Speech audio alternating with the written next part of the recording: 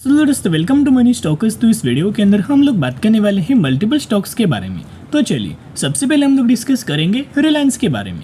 तो रिलायंस के अंदर अगर आप ऑब्जर्व करेंगे तो आज के दिन 2 से 2.5% तक की जंप हमें रिलायंस के अंदर देखने को मिला एंड 3,128 रुपये के आसपास हमें क्लोजिंग नजर आ चुकी है।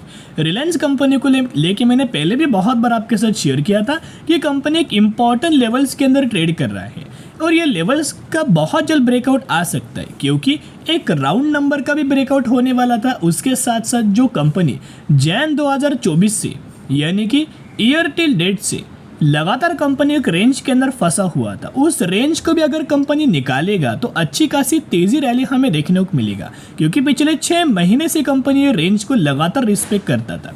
ऊपर जब भी कंपनी जाता था एक रेजिस्टेंस लेता था, जब भी कंपनी नीचे आता था एक लगातार सपोर्ट लेता था। तो सपोर्ट रेजिस्टेंस के ही बीच में रिलायंस ये कंपनी हमें ट्रेड कर रहा था, राइट। तो जैसे कंपनी के अंदर दोस्तों एक ब्रेकआउट नजर आया, एक लेवल्स कंपनी ने निकाला, इंपॉर्टेंट रेजिस्टेंस को ब्रेक किया, वैसे आप देख सकते हो लगातार अभी कंपनी के अंदर तेजी नजर आ रहा है। आज के दिन आपने देखा होगा कि बैंक निफ्टी के अंदर 500 पॉइंट तक का गिरावट हुआ, लेकिन निफ्टी के अंदर ज़्यादा हमें गिरावट नहीं हुआ। उसके पीछे का एक रीज़न है, क्योंकि रिलायंस की अगर बात की जाए तो रिलायंस के अंदर अगर दोस्तों कमजोरी आता तो आप समझ सकते हैं कि निफ्टी के अंदर भी बुरी तरीके से गिरावट हमें हो सकता था, लेकिन निफ्टी को जो स्टेबल किया है ना वो रिलायंस के द्वारा हमें किया गया है। क्योंकि आपको बताया कि मार्केट के अंदर सबसे ज़्यादा जो वेटेज है ना वो रिलायंस कंपनी का है, इसी वजह से मार्केट के अंदर ज़्यादा हमें आज के दिन करेक्शन नज़र नहीं आया। तो रिलायंस के द्वारा फंडामेंटल स्ट्रॉन्ग कंपनी है, लार्ज कैप कैटेगरी से बिलोंग करता है और इतनी बड़ी कंपनी जिसका मार्केट का आप देख सकते हो 20 लाख करोड़ से भी ज़्यादा का है, उस कंपनी ने 5 दिनों में 8.5% तक का रिटर्न शेयर होल्डर्स को बना के दे चुका है। तो जैसे कंपनी के अंदर आज के दिन भी तेजी आया, एक इम्पॉर्टेंट नंबर्स को कंपनी के द्वारा हमें ब्रेक किया गया है। बेसिकली 7 घंटे पहले एक खबर आया हुआ था जहां रिलायंस के द्वारा रिकॉर्ड हाई अपना मार्केट कैप है वो क्रॉस किया है, 21 लाख करोड़ का मार्क हमें अचीव किया गया है और इंडिया की ये पहली कंपनी बन चुकी है जिस कंपनी ने 21 लाख करोड़ का मार्केट कैप को क्रॉस किया है। तो ये कंपनी के ही अंदर बहुत अच्छा खासा पॉजिटिविटी हमें जनरेट हुआ है, जिस वजह से एक अच्छी खासी रैली हमें देखने को मिला।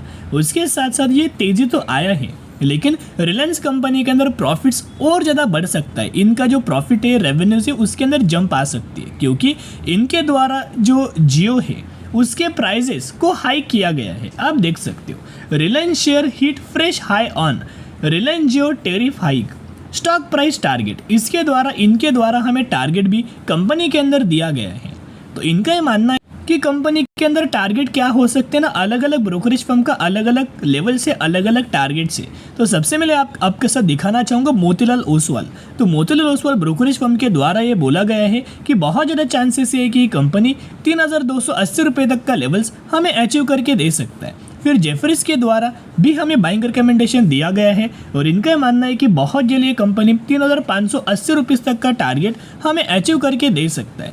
एंड कोटक सिक्योरिटीज़ का भी दोस्तों यही मानना है कि जो रिलायंस जियो का जो टेरिफ हमें हाई किया गया है, जो कि 17 से 25% तक का हाइक हमें किया गया है, जो कि प्रीपेड प्लान्स के अंदर भी किया गया है एंड जो पोस्ट पेड प्लान्स है उसके अंदर भी किया गया है, जिसका बहुत अच्छा खासा कंपनी को लॉन्ग टर्म के अंदर बेनिफिट्स मिल सकता है। और इस वजह से बड़े बड़े ब्रोकरेज फर्म के द्वारा हमें टारगेट्स दिए गए। उसके साथ साथ एक और ब्रोकरेज फर्म के द्वारा हमें टारगेट दिया गया है, आप देख सकते हो। इनका मानना है कि बहुत ज़्यादा चांसेस ये है कि कंपनी 3,300 रुपये तक का टारगेट हमें अचीव करके दे सकते। तो चलिए अभी हम क्या करेंगे ना, जो अपडेट्स था उनके बारे में हमने आपके साथ दोस्तों कवर किया। अभी सबसे पहले टेक्निकल चार्ट को कवर करना इंपॉर्टेंट है, क्योंकि जो तेज़ी आया है क्या कोई अपडेट्स की वजह से तेज़ी आया है? नहीं, ये कोई अपडेट्स की वजह से तेज़ी नहीं है, बल्कि एक ब्रेकआउट कंपनी के द्वारा किया गया है, इसी वजह से तेज़ी आया है। तो देखिएगा बेसिकली कंपनी एक लेवल्स के अंदर हमें ट्रेड कर रहा था, ये है कंपनी का रेजिस्टेंस लेवल, ये है कंपनी का सपोर्ट लेवल। तो दोस्तों इसके बीच में क्या हो रहा था, जब भी कंपनी के अंदर तेजी आता था लगातार कंपनी ऊपर लेवल्स के ऊपर हमें रेजिस्टेंस लेता था, और यहाँ अगर आप देखोगे कंपनी के द्वारा नीचे जब भी गिरावट होता कंपनी यही लेवल्स के ऊपर हमें सपोर्ट लेके दिख रहा था। लेकिन अभी क्या है ना, यहाँ अगर आप एक पॉइंट ऑब्जर्व करके चलेंगे तो कंपनी के द्वारा ये ब्रेकआउट किया गया था, उस वक्त हमने आपके साथ डिस्कस किया था, और उसके बाद आप देख सकते हो लगातार हमें रिलायंस के अंदर तेजी आ रहा है। तेजी आने का एक और रीजन हो सकता है, वो रीजन है म्यूचुअल फंड्स। तो म्यूचुअल फंड्स आपको पता है कि कोई भी कंपनी के अंदर निवेश नहीं करते जब तक उनको लगता है कि आने वाले सालों में ये कंपनी के अंदर हमें अच्छे खासा मल्टीबैग रिटर्न्स मिल सकते हैं, तो ही दोस्तों म्यूचुअल फंड्स हमें बाइंग करते हैं। और इनका जो इंटरेस्ट है वो रिलायंस की ओर लगातार इंक्रीज हो रहा है। तो यहाँ अगर आप ऑब्जर्व करके चलेंगे तो ये डेटा मैंने आपके सामने ओपन किया है। ये डेटा है हर एक महीने का, December, Jan, Feb, March, April and May. लगातार अगर आप ऑब्जर्व करके चलेंगे, लगातार हर एक महीने के अंदर म्यूचुअल फंड्स के द्वारा बहुत बड़ी क्वांटिटीज के अंदर हमें लगातार दोस्तों बाइंग किया गया है। तो आप समझ सकते हो कि एक भी महीने म्यूचुअल फंड्स के द्वारा हमें माल बेचा नहीं गया। लगातार हर एक महीने म्यूचुअल फंड्स के अंदर माल बाइंग कर रहे थे रिलायंस के अंदर। तो आप समझ सकते हो कि अच्छी कंपनी के अंदर म्यूचुअल फंड्स लगातार बाइंग करते हैं। सिमिलर तरीके से जो बाइंग है ना विप्रो के अंदर लगातार दोस्तों की जा रही है। तो आप समझ सकते हो विप्रो को भी अपने रडार के ऊपर रखना, राइट, क्योंकि विप्रो के द्वारा भी ब्रेकआउट किया गया है। इस वजह से बहुत अच्छी खासी रैली हमें देखने को मिल सकती है। उसके साथ साथ मोतीलाल ओसवाल के द्वारा हमें एक और टारगेट दिया गया है। ये टारगेट हमें दिया है 6 घंटे पहले, यानी कि आप समझ सकते हो कि लेटेस्ट अपडेट्स के बारे में हम लोग डिस्कस कर रहे हैं। तो आप देख सकते हो इनके द्वारा टारगेट दिया गया है 3000 to 75 रुपीज तक का टारगेट हमें दिया हुआ है। तो रिलायंस कंपनी को लेके बहुत सारे लोगों के डाउट्स थे कि सर अभी कंपनी के अंदर हमें जियो आईपीओ का अनाउंसमेंट किया गया था, लेकिन एक्चुअल आईपीओ कब आने वाला है वो कंपनी के द्वारा मेंशन हमें नहीं किया। तो लेटेस्ट अपडेट क्या है उसके बारे में मेंशन करना। ये अपडेट मैंने पहले भी आपके साथ शेयर किया हुआ है। जो डेली व्यूवर्स है, जो डेली चैनल को फॉलो करते हैं उन हर एक लोगों को पता होगा, लेकिन जो नए व्यूवर्स है, जिन लोगों को नहीं पता कि कंपनी के द्वारा क्या बोला गया था, तो उसके बारे में दोस्तों आप लोगों को पता होना चाहिए। देखिएगा, तो कंपनी के द्वारा क्या बोला गया था कि Reliance Jio IPO likely to come in next year. अभी इनके द्वारा ऐसा बोला गया कि अगले साल आईपीओ आएगा, लेकिन जब ये खबर आया था तब खबर कब आया था, दिसंबर 2023 के अंदर दोस्तों खबर आया था। इस हिसाब से अगर आप देखोगे दिसंबर 2024 तक हमें रिलायंस जियो का आईपीओ मार्केट के अंदर आ सकता है। और बहुत सारे लोगों का ये भी मानना था कि सर रिलायंस रिटेल का आईपीओ कब आएगा। जब जियो का आईपीओ मार्केट के अंदर लिस्ट होगा उसके 1 साल बाद रिलायंस जियो का भी मार्केट के अंदर आईपीओ आ सकता है। ऐसी कंपनी के द्वारा मेंशन हमें किया गया है। तो एक रिक्वेस्ट करना चाहूंगा, अभी तेजी के अंदर बाइंग मत करना। मैंने गिरावट के अंदर भी आपके साथ शेयर किया था, जब कंपनी के अंदर ब्रेकआउट किया तभी भी दोस्तों मैंने आपके साथ शेयर किया। अभी क्या है ना, जब कंपनी फिर आपको गिरावट के अंदर मिले, प्रॉफिट बुकिंग के अंदर मिले, उस समय बाइंग करने का एक बहुत अच्छा खासा मौका बन सकता है। जिन भी लोगों ने अभी तक बाइंग किया है वो जरूर कंपनी को लॉन्ग टर्म के लिए होल्ड करना। अभी हम बात करेंगे IEX के बारे में। तो जहां हमें IEX के अंदर आज के दिन भी आधे % की तेजी आया एंड 180 रुपए के आसपास हमें क्लोजिंग नजर आ चुका है। तो IEX की अगर दोस्तों बात की जाए तो ये भी कंपनी फंडामेंटली स्ट्रांग है। यस, बीच में कुछ प्रॉब्लम्स हमें कंपनी के अंदर नजर आ रही, जिस वजह से हमें IEX के अंदर गिरावट हो रहा था। पिछले 5 साल का चार्ट मैंने आपके सामने ओपन किया है। टॉप से लेके बॉटम तक अगर आप कैलकुलेट करके देखेंगे तो 39% तक की गिरावट हमें IEX अभी भी हमें देखने को मिल रहा है। यानी कि 39% तक की गिरावट के अंदर हमें कंपनी ट्रेड कर रहा है।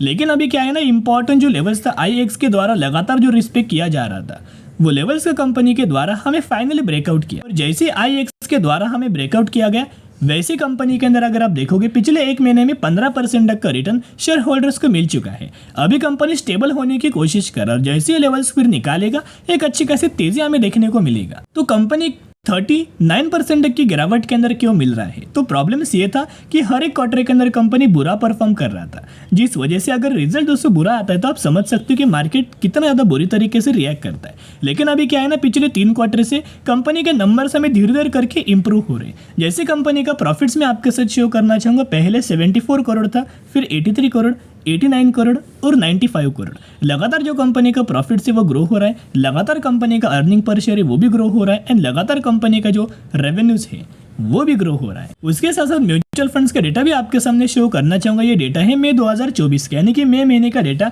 आपके सामने ओपन किया है। या मैंने IEX आप देख सकते हो कि यही कंपनी का डेटा आपके सामने शो कर रहा हूँ। तो सबसे पहले 32 म्यूचुअल फंड्स की बाइंग एंड 19 म्यूचुअल फंड्स की सेलिंग हमें IEX के अंदर नजर आए। अगर आप हर एक महीने का डेटा को भी अगर आप कंपेयर करना चाहेंगे कि कौन कौन से म्यूचुअल फंड्स के द्वारा कितने कितने करोड़ की बाइंग किया है, तो आप देख सकते हो।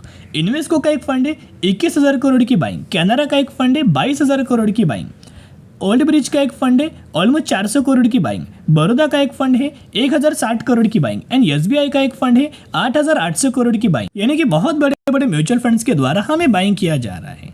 IEX है ना बहुत ज़्यादा कंपनी चर्चे में रह सकती है और बहुत ज़्यादा और हमें IEX के अंदर तेज़ी आ सकती है। बेसिकली कंपनी ने अपना लाइफ टाइम वाला हाई जो क्रिएट किया था ना IEX ने, वो 300 रुपये का था। 300 रुपये से कंपनी गिरना स्टार्ट हुआ था, राइट। तो आने वाले फ्यूचर में बहुत ज़्यादा चांसेस है कि फिर कंपनी 300 रुपीज़ तक का भी प्राइस रेंज हमें अचीव करके दे सकता है, क्योंकि रिसेंटली ब्रोकरेज फर्म के द्वारा कंपनी के अंदर टारगेट दिया है 250 रुपये का, और ये टारगेट कंपनी फुलफिल कर सकती है। उन्होंने एक रेंज दिया गया था कि दिसंबर 2024 तक, यानी कि अभी भी 6 महीने बचा हुआ है। तो इनका मानना है कि अगले 6 मंथ्स में IEX हमें 250 रुपीज़ तक का टारगेट हमें अचीव करके दे सकता है। एंड आपको पता है कि करंटली भी जो पावर का जो डिमांड है वो लगातार दोस्तों ग्रो हो रहा है, लगातार डीप जो पीक लेवल के ऊपर ट्रेड कर रहा है। तो जिस वजह से पावर का डिमांड बढ़ रहा है ना, तो IEX को फायदा क्या मिलेगा, क्योंकि IEX का बिजनेस क्या है कि ये पावर को एक्सचेंज करता है, एनर्जी को एक्सचेंज करता है। तो जितना ज़्यादा पावर का कंजप्शन होगा उतना कंपनी पावर को एक्सचेंज करेगा, तो ओवरऑल बेनिफिट IEX को ही मिलेगा। तो जरूर कंपनी के अंदर गिरावट होगा तो गिरावट के अंदर जरूर बाय ऑन स्ट्रेटेजी अप्लाई करना। अभी हम बात करने वाले हैं worth investment and trading company limited. 400 रुपये पर ट्रेड कर रहा है और मैक्सिमम में 2240% तक का रिटर्न शेयर होल्डर्स को बना के दे चुका है। रिसेंटली कंपनी ने 1:1 रेशियो का स्प्लिट का अनाउंसमेंट किया है, तो जिसके पास 1 शेयर होंगे तो 1 के बदले आपको 10 शेयर मिलने वाले हैं। तो दोस्तों जरूर कंपनी के बारे में स्टडी एनालिसिस जरूर करना।